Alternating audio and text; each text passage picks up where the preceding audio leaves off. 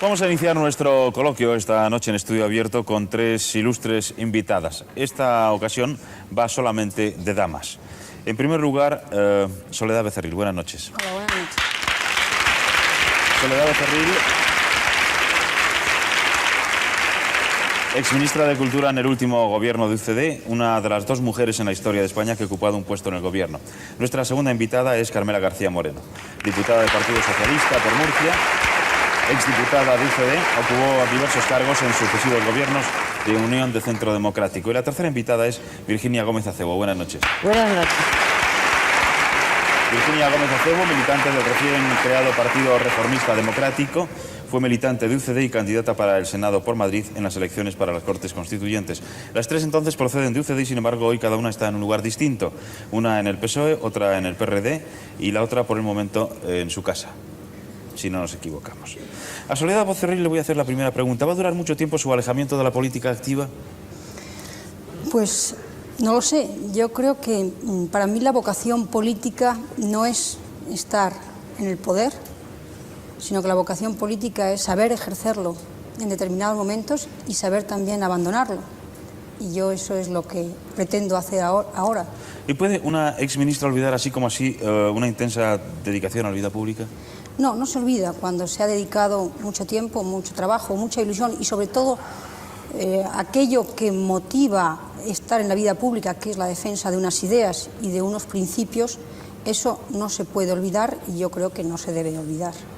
Carmela García Moreno, a la vista de su biografía uno cabría preguntarse si usted es socialista o está con los socialistas. Yo soy y seré socialdemócrata, estoy en el Partido Socialista Obrero Español y estoy con el Partido Socialista Obrero Español.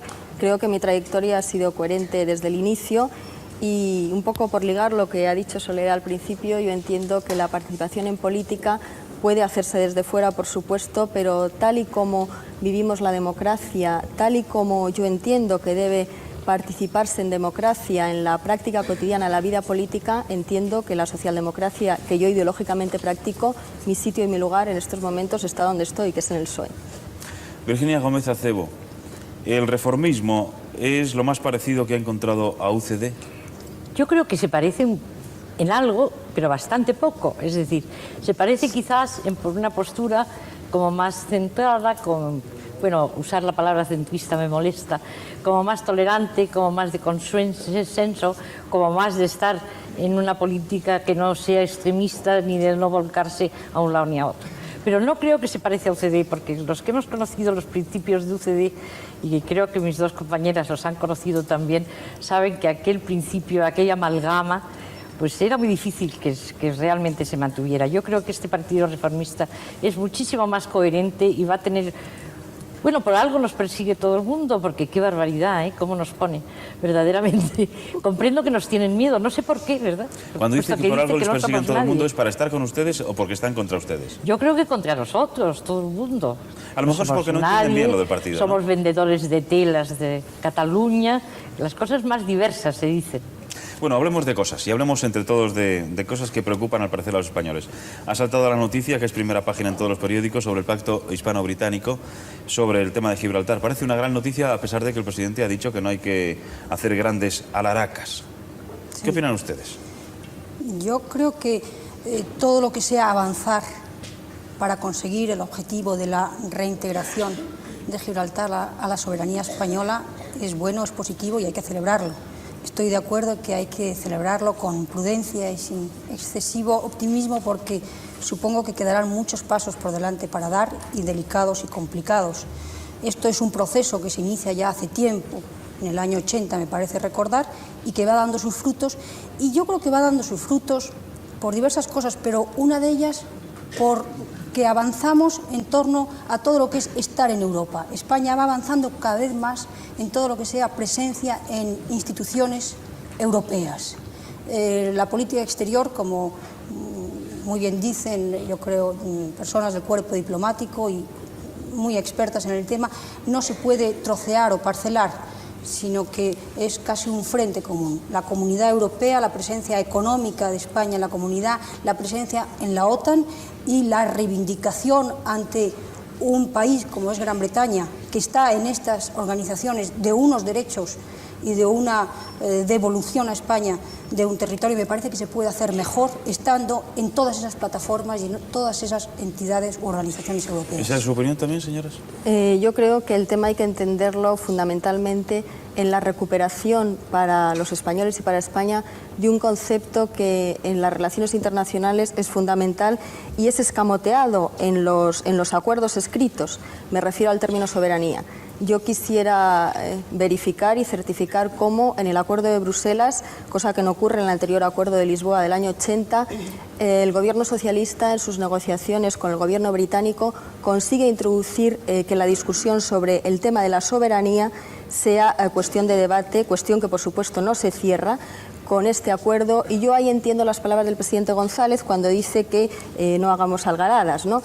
Lo entiendo justamente en eso, es decir, es importante, fundamental, la recuperación del principio de la soberanía en la negociación, sin que esto signifique el que ya hayamos obtenido el que el peñón sea nuestro, por supuesto, y consiste en que los pasos que se vayan a dar sucesivamente son pasos prudentes, pasos pausados, pero que van a encaminarse por primera vez en las relaciones hispano-británicas sobre el término soberanía. Esto es lo fundamental.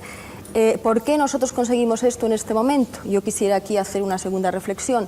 Yo entiendo que se consigue tras negociaciones que por supuesto inician otros, pero que se concretan ahora, porque España cada vez es más importante como presencia en Europa y cada vez es más importante en las decisiones, yo diría que definitivas o puntuales, de las relaciones entre países europeos y no europeos. Y es justamente en este contexto nuevo de las relaciones internacionales cuando España consigue la introducción del término soberanía y cuando se da el paso importante dentro de un marco y de un entramado de relaciones comunitarias, pero, insisto, se hace puntualmente desde la posición, yo diría que empieza a ser, que todavía no es, pero que empieza a ser de protagonismo entre iguales entre los diferentes países europeos.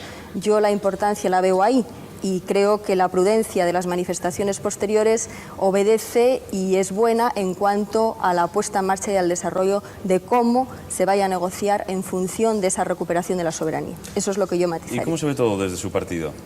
La verdad es que mi partido se ha constituido hace muy pocos días, pero desde luego yo creo que se tiene que ver en un principio muy bien, pero también con bastante prudencia. En primer lugar, no sé si comparto ese optimismo de Carmela sobre la preponderancia que estamos adquiriendo en las relaciones internacionales. Me parece que la Comunidad Económica Europea nos trata bastante regular. No veo yo que avancemos a grandes pasos. ¿Se puede intervenir? ¿Cómo no? Claro. Ni que nuestra política internacional sea tan coherente. En fin, nuestro ministro es muy entusiasta y hace bien. Yo creo que ha firmado una cosa importante, como dice bien la palabra soberanía, que se ha colado ahí.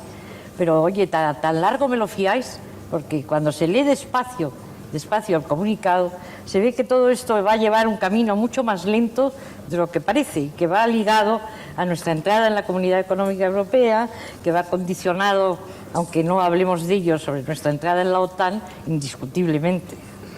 Yo quisiera, si se puede intervenir por alusiones, hacer un matiz a las palabras de Virginia. Yo creo que yo no he hablado tanto de preponderancia como de relaciones entre iguales en las conversaciones hispano-británicas.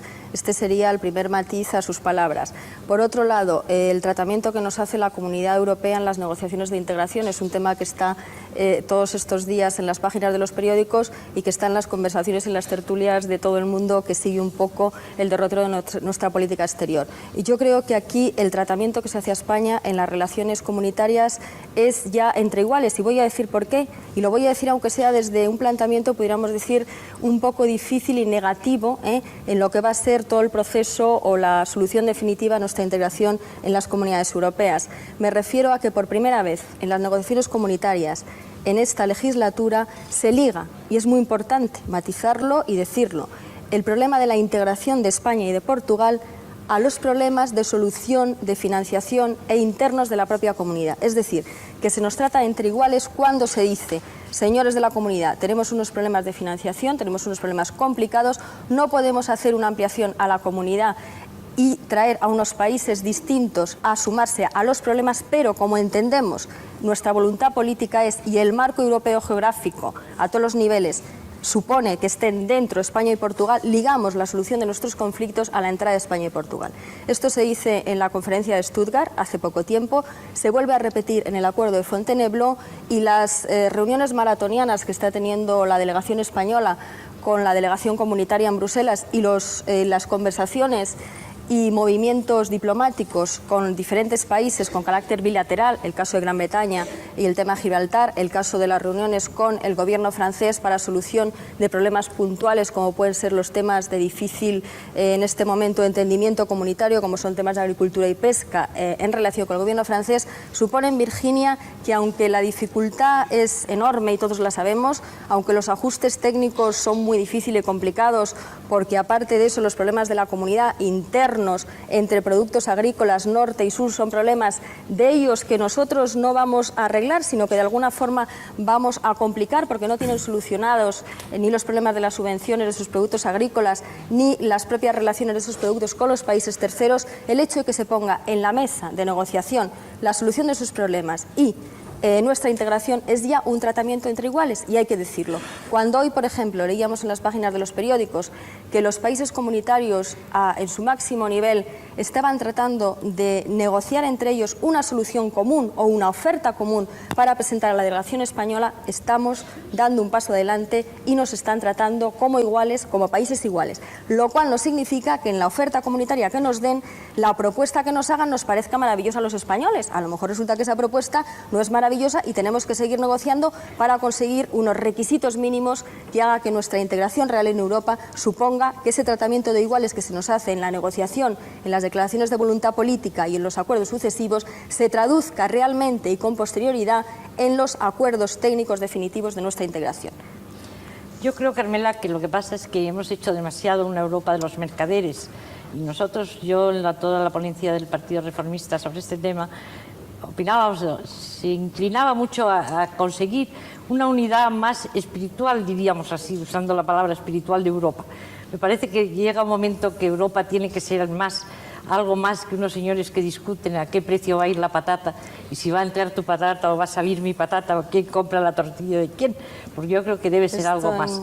Y lo que no cabe duda es que sí, que duda cabe que nos tratan como iguales. Oye, no nos van a tratar como de segunda fila, nos tienen que tratar a unos señores que pretenden entrar, se supone que son iguales, porque si no, no pedirían la integración, ¿no? Virginia, yo he matizado tus palabras, ¿eh? En cuanto a la vocación política europea, por supuesto, y un poco nos remontamos a la propia historia, no ya a las concepciones partidistas de cada uno, sino a la propia historia del nacimiento de las comunidades europeas. Las comunidades europeas nacen desde un deseo de voluntad política de construcción de una Europa unida. Lo que ocurre es que las personas que piensan y empiezan a definir esa posibilidad de construir la Europa unida políticamente, entienden que después de las guerras sucesivas en Europa y la división de los diferentes países en las guerras europeas, tiene que darse un entramado de intereses económicos común a los diferentes países de Europa y a partir de ese mercado común europeo seguir avanzando para la Unión Europea. Estoy de acuerdo contigo, tan de acuerdo estoy, y lo está también la propia Comunidad Europea, que el Parlamento Europeo, antes de las elecciones que han tenido ahora, en la última, creo que fue una de sus últimas sesiones, un diputado italiano presentó al Parlamento Europeo y fue aprobado por casi unanimidad o por unanimidad el Tratado de la Unión Europea, que es algo así como una carta magna o una gran constitución de Europa. ¿Que contiene muchos techos utópicos? Pues sí. ¿Que es de difícil cumplimiento llevarlo hasta sus últimas consecuencias? También. Pero la propia Comunidad Económica Europea, a pesar de que estoy de acuerdo contigo en que no podemos caer en el error de la Europa de los mercaderes, y están cayendo los países europeos en sus peleas y en su falta de solidaridad, los propios países comunitarios en muchos momentos, lo que también te tengo que decir y significar es que la vocación europeísta no es una vocación de un partido concreto, como pasa el Partido Reformista, aunque estés muy orgullosa de defenderlo, sino que es una vocación que desde luego hemos compartido muchas opciones políticas desde hace mucho tiempo, y que la acción en este momento del Gobierno y del grupo parlamentario que lo apoya es perseguir la unidad de Europa a través de la entrada en la integración de la Comunidad Europea sin conformarse con un mero estar en una Europa de libertad de trabajadores, de libertad de mercancías y de libertad de inversiones, que queremos algo más. Y en eso estamos, yo creo que todas las fuerzas políticas. Cambiamos de tema. Parece ser que el presidente de gobierno ha confirmado al alcalde de Barcelona su apoyo por la candidatura barcelonesa a ser sede de los Juegos Olímpicos del 92. ¿Hasta qué punto es importante esto? Pues a mí me parece muy importante, porque si bien ya sabíamos que se estaban moviendo distintas instituciones públicas y incluso el propio ayuntamiento, que había presentado ya proyectos, y la propia sociedad, fundamentalmente desde Cataluña, se estaba moviendo y estaba actuando, pero ya pues tiene un respaldo. Parece que con esto hay una confirmación muy oficial por parte del presidente del gobierno. Me parece muy bien. Lo que me gustaría es que la Exposición Universal de 1992, otro gran acontecimiento para España, con trascendencia histórica, además de con gran importancia económica, acontecimiento que va a tener su sede en Sevilla, pues no quedara a un lado, no quedara disminuido ante la candidatura de Barcelona, que naturalmente también me parece muy bien, para estos Juegos Olímpicos. Yo creo que son dos cosas perfectamente compatibles, Soledad. El hecho de que Barcelona sea sede de unos Juegos Olímpicos y Sevilla ya sea sede de la Exposición Universal es perfectamente compatible, aunque sean expresiones diferentes. Una manifestación de una expresión deportiva, otra manifestación de una expresión cultural. Bueno, en teoría sí, naturalmente son manifestaciones distintas, encuentros o grandes reuniones distintas, y no hay incompatibilidad de principio alguno. Ahora bien, son esfuerzos económicos, no nos engañemos, son esfuerzos públicos y privados, los dos, y son grandes esfuerzos, y cada uno tiene sus motivos. Yo no digo que el tema de la exposición se vaya a abandonar, ni mucho menos. Ha sido nombrado ya un comisario, y eso es un paso importante, porque ya es una persona responsable de poner en marcha toda una maquinaria. Pero simplemente hago votos, como se dice, para que este otro tema, que es importante no solo para Andalucía, no nos engañemos, sino para España, porque es una reivindicación también histórica, es decir que España propició, impulsó el descubrimiento del Nuevo Mundo, y tenemos mucho que decir y mucho desde el punto de vista científico que alegar, y muchas cosas que han quedado enturbiadas por opiniones viciadas. Pues demostrar lo que fue, cómo se volcó España, la corona, entonces en el descubrimiento, y la importancia de ese hecho. Yo creo que eso para España es muy importante, y digo simplemente que espero que no quede minusvalorado ante este otro acontecimiento. De momento hay una cosa clara: la Exposición Universal se va a celebrar, y los Juegos Olímpicos en Barcelona hay una propuesta de candidatura. Simplemente matizar eso. Sí, pero yo estoy un poco con Soledad. El esfuerzo económico va a ser tremendo, porque la infraestructura que va a haber que montar, toda Andalucía necesitará, porque realmente tiene una infraestructura muy atrasada sobre el resto del país, de carreteras, de hoteles, de todo, que va a haber que hacer ahí un esfuerzo grandísimo. Y la verdad, es muy posible. Yo aspiro a que la economía del año 92 sea una economía llena de prosperidades, en que tengamos unos maravillosos ministros de Hacienda que hayan conseguido sacarnos de este bache bastante profundo. Pero lo que no cabe duda es que el esfuerzo económico que va a suponer hacer dos exposiciones, la prueba tienes, Carmela, que en este momento Chicago está dudando si va a poder hacer la exposición del 92. Bueno, no, pero el tema de Chicago es distinto.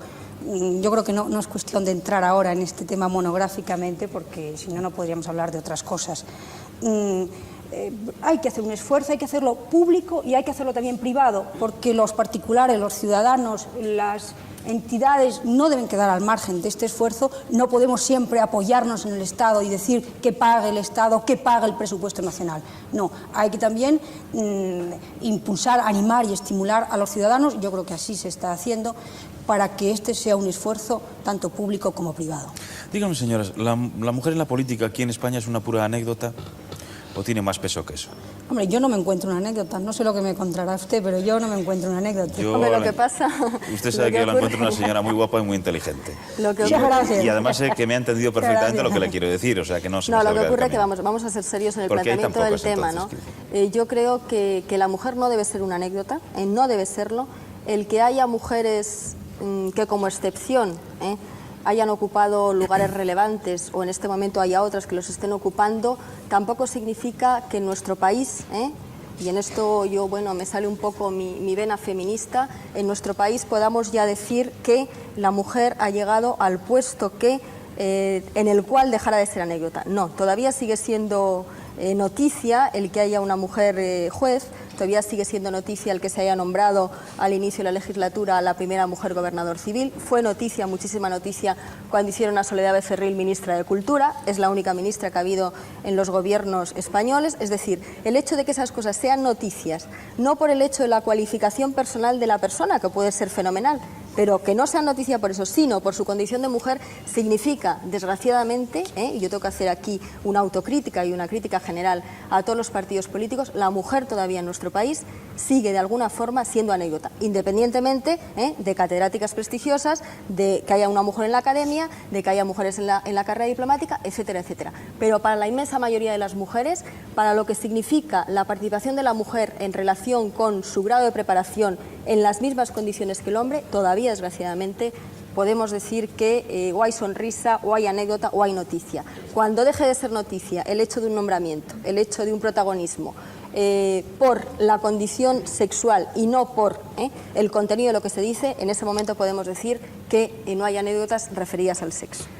Yo estoy de acuerdo contigo, Carmela, pero no sé si yo, la verdad te digo que si de algo esperaba de los socialistas era un mayor empuje en este tema, y aunque sí han nombrado alguna gobernadora, como tú dices, no, y algún tema, la verdad es que en lo otro estoy bastante decepcionada. No he visto que tampoco ha habido allí el esfuerzo para colocar la mujer española, que tiene muchísimos méritos y que trabaja de una manera extraordinaria, porque el peso del trabajo de este país lo llevan las mujeres, hay que reconocérselo.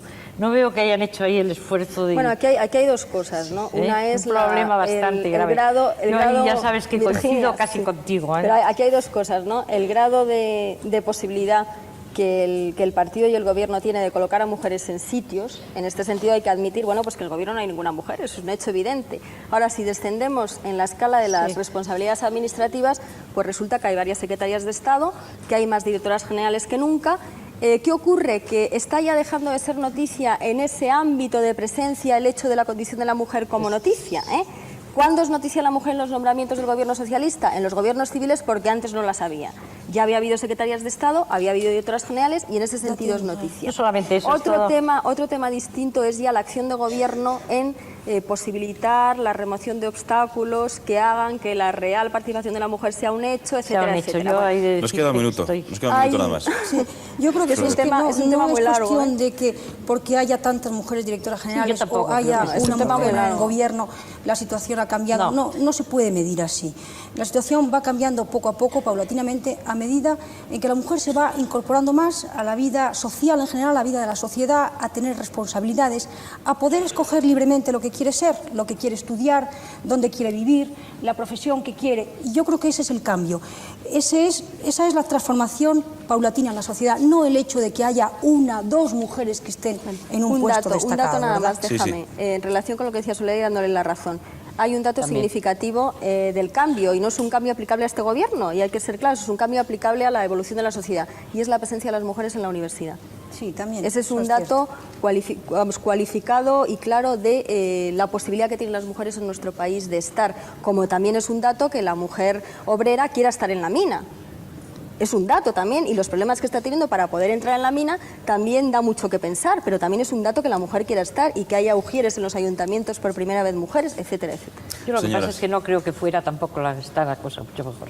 Estamos al nivel, en ese sentido, estamos a nivel europeo. Yo creo que en ese tema con una diferencia, y es que en lo que se refiere a la clase política, que es a la que pertenecemos nosotras, la clase política española en lo referente a mujeres es más joven, que es sintomático de que también la clase masculina es más joven. Por no lo dirás por mí, Carmela. En general, Virginia, la excepción confirma la regla, tú eres joven de espíritu. Señoras, muchísimas gracias y muy buenas noches. Muchas gracias.